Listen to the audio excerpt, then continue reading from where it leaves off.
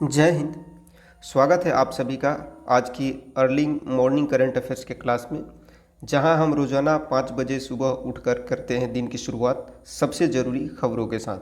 तो दोस्तों, आज है 27 जून 2025 और आज की क्लास में हम जानेंगे 10 महत्वपूर्ण सवाल जो आने वाले किसी भी प्रतियोगी परीक्षा में जो है पूछे जा सकते हैं, चाहे वो रेलवे का एग्ज़ाम हो, एसएससी का, जीडी, ठीक है, एनटीपीसी, जो भी एग्ज़ाम वनडे एग्ज़ाम हो उसके लिए इम्पोर्टेंट रहेंगे।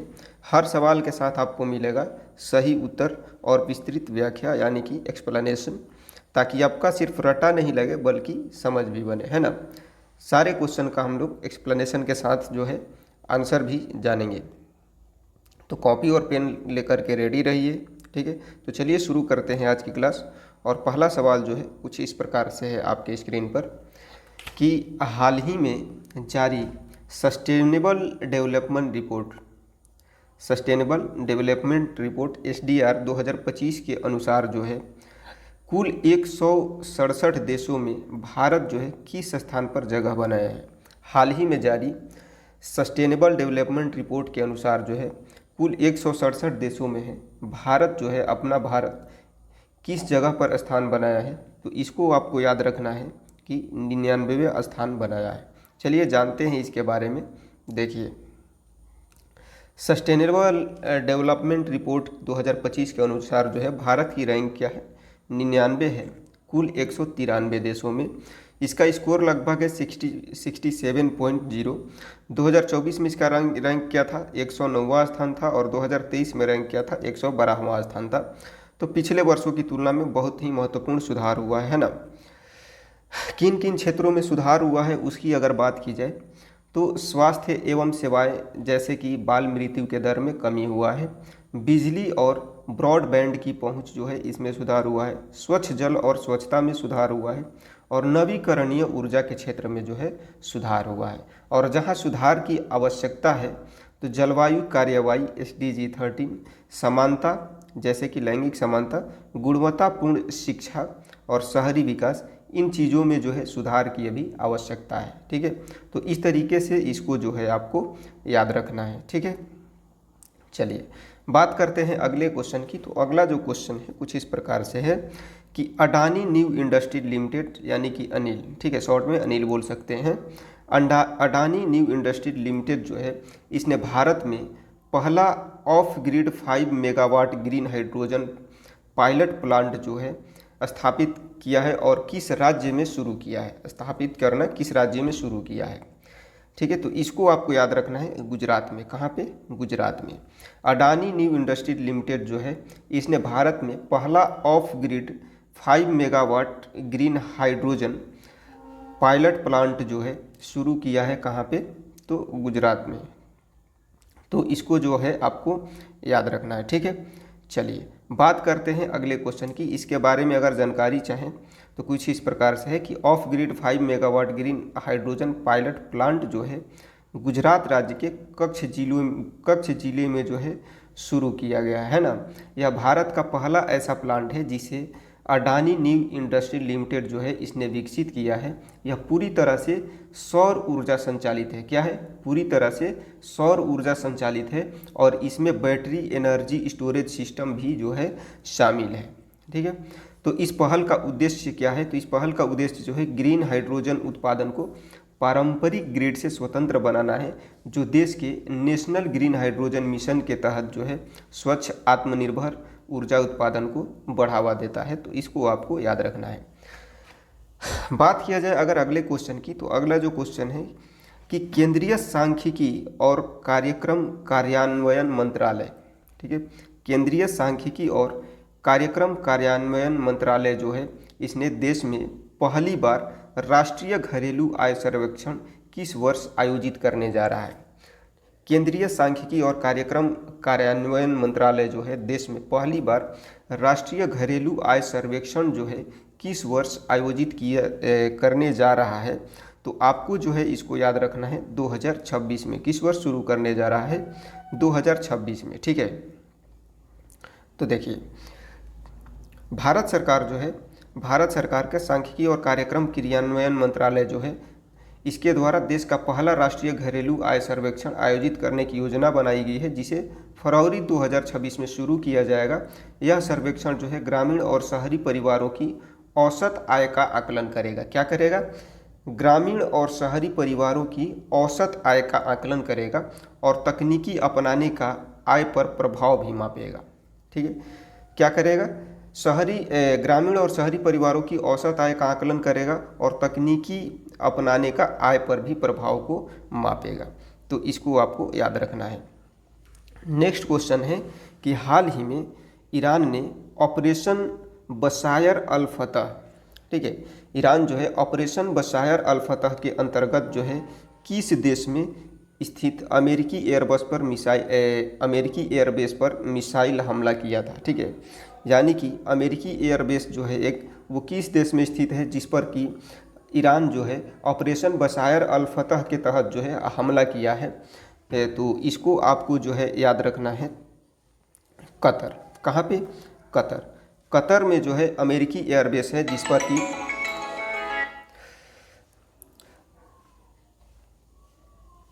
देखिए, कतर में जो है अमेरिकी एयरबेस है जिस पर कि ईरान जो है ऑपरेशन बशायर अल फतह के अंतर्गत जो है हमला किया। ठीक है, तो इसको जो है आपको याद रखना है।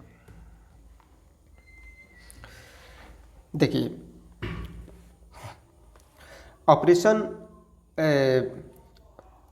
ऑपरेशन बशायर अल फतह जो है इसका मतलब होता है जीत की शुभ घोषणा या ग्लैड टीडिंग ऑफ विक्ट्री।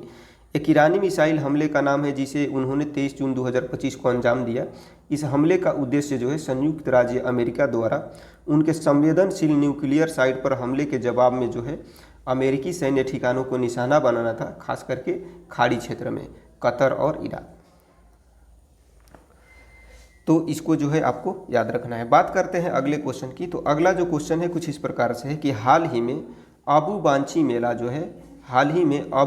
मेला किस राज्य में आयोजित हुआ है? हाल ही में आबू बांची मेला जो है किस राज्य में आयोजित हुआ है? तो इसको जो है आपको याद रखना है असम में। कहाँ पे? असम में जो है आबू बांची मेला आयोजित हुआ है। तो आइए जानते हैं कि आबू बांची मेला क्या है और कैसा लगता है। तो आबू बांची मेले के बारे में अगर बात किया जाए तो यह असम के गुवाहाटी का प्रसिद्ध कामाख्या मंदिर जो है वो जो नीलांचल की पहाड़ी पर है वहाँ पे लगता है। ठीक है, आबू बांची मेला जो है असम में कहाँ लगता है? तो गुवाहाटी में जो कामाख्या मंदिर है नीलांचल की पहाड़ी पर वहाँ पे लगता है। यह मेले देवी कामाख्या के वार्षिक मासिक धर्म को श्रद्धापूर्वक मनाने के लिए मनाया जाता है, जिसे स्त्री और धरती की उर्वरता का प्रतीक माना जाता है। ठीक है, और किस समय मनाया जाता है? तो आमतौर पर जून यानी कि आषाढ़ महीने के कृष्ण पक्ष द्वादशी से अमावस्या तक होता है। कृष्ण पक्ष में द्वादशी से अमावस्या तक होता है और 2025 में यह 22 से 26 जून तक जो है आयोजित हुआ। पहले 3 दिन तो मंदिर बंद रहता है और पूजा व आराधनाएं जो है स्थगित रहती है, और चौथे दिन जब देवी का शुद्धिकरण काल समाप्त हो जाता है तब मंदिर को पुनः खोला जाता है और भक्तों को दर्शन की अनुमति मिलती है। ठीक है, विशेष बातें अगर देखी जाए इसकी क्या है तो 3 दिन मंदिर के कपाट बंद रखे जाते हैं क्योंकि इसी अवधि को देवी के मासिक धर्म का समय माना जाता है, और इस दौरान जो है सामान्य दैनिक प्रार्थनाएं और पुरुष पुजारियों का दर्शन नहीं होता है। आयोजन में देश विदेश से साधु संत और तांत्रिक भी भाग लेते हैं जो तांत्रिक अनुष्ठानों में सम्मिलित होते हैं। यह मेला जो है पूर्वी भारत का एक अत्यंत महत्वपूर्ण मेला माना जाता है, जिसे पूर्व का महाकुंभ कहा जाता है। ठीक है, तो पूर्व का महाकुंभ किसे कहा जाता है? तो आबू बांची मेला को कहा जाता है। और आबू बांची मेला जो है कहाँ पे लगता है? तो असम में लगता है, कामाख्या मंदिर में। कामाख्या मंदिर कहाँ पे है?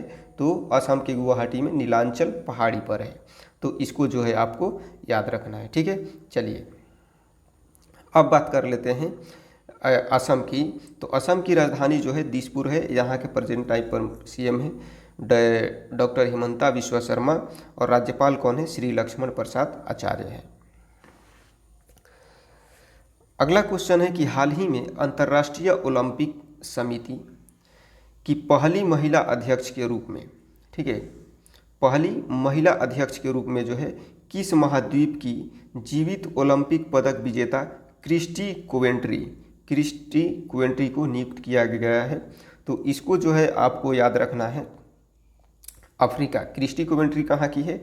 अफ्रीका की है। और इनको जो है अंतर्राष्ट्रीय ओलंपिक समिति की पहली महिला अध्यक्ष के रूप में जो है नियुक्त किया गया है। ठीक है, चलिए बात करते हैं अगले क्वेश्चन की कि हाल ही में किस देश के राष्ट्रपति जो हैं 64 वर्षों में अपनाई गई परंपरा को तोड़ते हुए देश का पहला असैन्य रक्षा मंत्री नियुक्त किया है? हाल ही में किस देश के राष्ट्रपति ने 64 वर्षों में अपनाई गई परंपरा को तोड़ते हुए देश का पहला असैन्य रक्षा मंत्री नियुक्त किया है? तो इसको जो है आपको याद रखना है कि दक्षिण कोरिया। कहाँ के? दक्षिण कोरिया। बात किया जाए दक्षिण कोरिया की तो देखिए, दक्षिण कोरिया जो है 23 जून 2025 को, दक्षिण कोरिया में 23 जून 2025 को जो है राष्ट्रपति ली जे मिंग जो है वहाँ के राष्ट्रपति हैं।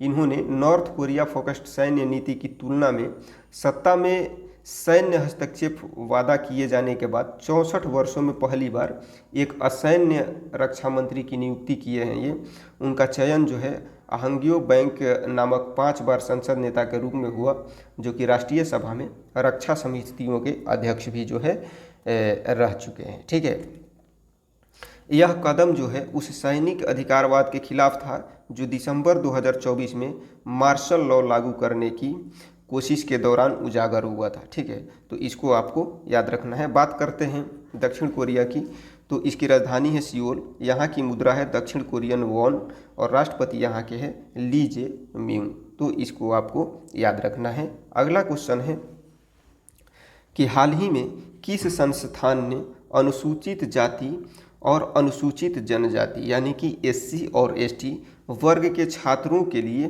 पहली बार विशेष पीएचडी प्रवेश अभियान शुरू किया है? किस संस्थान ने अनुसूचित जाति और अनुसूचित जनजाति वर्ग के छात्रों के लिए पहली बार विशेष पीएचडी प्रवेश अभियान जो है शुरू किया है? तो इसको जो है आपको याद रखना है आईआईटी दिल्ली। किसने किया है? आईआईटी दिल्ली ने जो है एससी और एसटी वर्ग के छात्रों के लिए पहली बार विशेष पीएचडी प्रवेश अभियान जो है शुरू किया है। तो ये आपको याद रखना है। अगला क्वेश्चन है कि प्रतिवर्ष नशीली दवाओं के दुरुपयोग और अवैध तस्करी के खिलाफ अंतर्राष्ट्रीय दिवस जो है किस तारीख को मनाया जाता है?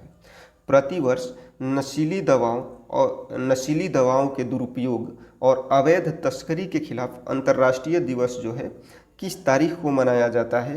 तो इसको आपको याद रखना है 26 जून को मनाया जाता है। किस तारीख को मनाया जाता है? 26 जून को मनाया जाता है। ठीक है, भारत समेत जो है विश्व भर में नशीली दवाओं के दुरुपयोग और अवैध तस्करी के खिलाफ जो है अंतर्राष्ट्रीय दिवस को 26 जून को मनाया जाता है।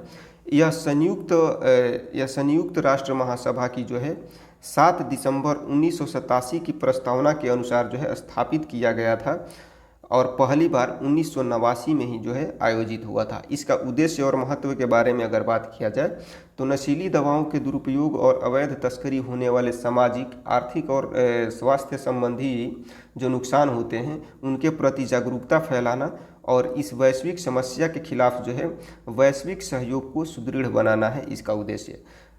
ठीक है, बात किया जाए अगले क्वेश्चन की, तो अगला आज का क्वेश्चन है और आज का ये लास्ट क्वेश्चन है कि हाल ही में एशियाई पैरा बैडमिंटन चैंपियनशिप का आयोजन जो है किस देश में किया गया था? हाल ही में पैरा बैडमिंटन चैंपियनशिप जो है इसका आयोजन जो है किस देश में किया गया? तो इसको आपको जो है याद रखना है थाईलैंड में किया गया। कहाँ पे? थाईलैंड में जो है पैरा बैडमिंटन चैंपियनशिप का आयोजन किया गया। और यह कब से कब तक हुआ? तो 17 जून से 22 जून 2025 तक जो है थाईलैंड के नखोन राचसीन प्रोविंस में हुआ था। ठीक है, इस प्रतियोगिता में जो है भारत ने अपनी सर्वश्रेष्ठ प्रदर्शन दर्ज करते हुए जो है कुल 27 पदक जीते हैं। 27 पदक में क्या क्या है? तो कुल 27 पदक में जो है 4 गोल्ड हैं, 10 सिल्वर हैं और 13 ब्रॉन्ज है। तो इसको आपको जो है याद रखना है। तो उम्मीद करता हूँ कि सारे सवाल जो है सारे प्रश्न आप बहुत अच्छे से समझ गए होंगे और मैंने खुद से बेहतर तरीके से सबका एक्सप्लेनेशन बताने का कोशिश किया, ताकि आपको सारी चीज़ें बहुत अच्छे तरीके से समझ में आ जाए और एक नज़र में ही याद हो जाए। तो जितना भी न्यूज़ और मैंने बताया, जितना भी करंट अफेयर्स मैंने बताया, इसका पीडीएफ जो है आपको जो भी डिस्क्रिप्शन दिया हुआ है वहाँ पे लिंक के माध्यम से मिल जाएगा। तो वहाँ पे एक लिंक दिया हुआ होगा, उस पर क्लिक करके आप जो है इसका पीडीएफ प्राप्त कर सकते हैं। तो मिलेंगे आपसे नेक्स्ट क्लास में, तब तक के लिए सबको जय हिंद।